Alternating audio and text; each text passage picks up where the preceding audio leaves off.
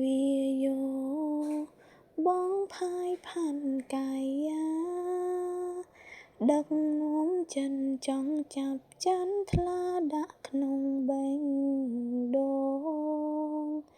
គេនៅខ្ពស់សែនឆ្ងាយដៃខ្លីខ្ញុំមិនអាចឈង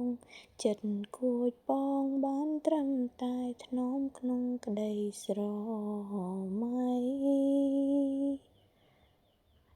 តើខ្ញុំគួរតែធ្វើយ៉ាងណាមានឱកាសបានក្បែរជីវ៉ាជាគូគប់ស្រីឬខ្ញុំគ្មានសំណាង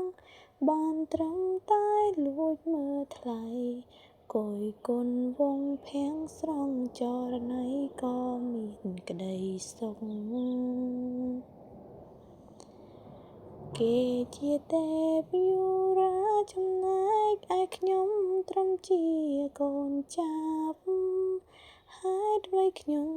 ដាច់ដាបតោងទាមហ៊ានលួចស្រឡាញ់គេ